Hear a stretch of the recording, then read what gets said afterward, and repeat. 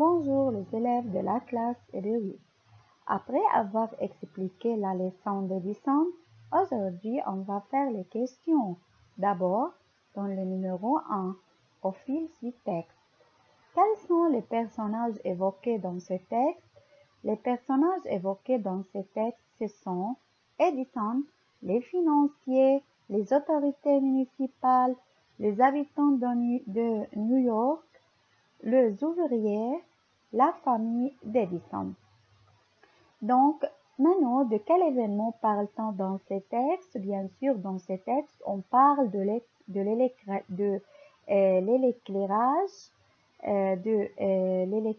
de New York le lundi 9/4 en 1882. Comment la ville de New York était-elle éclairée avant cet événement? La ville de New York était éclairée au gaz. Quelles sont les parties du texte? Donc, le texte est divisé en deux parties.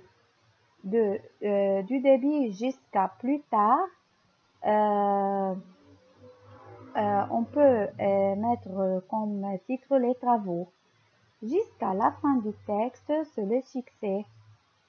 Donc, le numéro 5, quelle est l'originalité du projet d'Edison? Donc, l'originalité de ces projets est le système de câbles posés dans les conduites souterraines. Donc, il y a une grande originalité. Quels sont les problèmes que rencontre Edison? Donc, plusieurs problèmes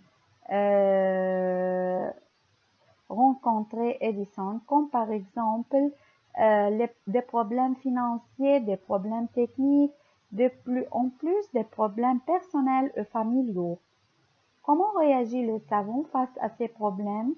Il convainc les autorités et les gens, il gagne les financiers à sa cause, et leur explique que l'éclairage électrique reviendra moins cher. Il obtient de prêts. Donc, il gagne les financières, on a déjà dit, et il supervise lui-même les travaux. Il se préoccupe peu de ses problèmes personnels. Elle est aussi longuement décrite que les préparatifs que durent 1 an et demi. Donc, l'auteur suit les déroulements dans ces détails. Il crée une attente et met en relief le comportement d'Edison, la nervosité, négligence dans l'habillement. Donc, c'est à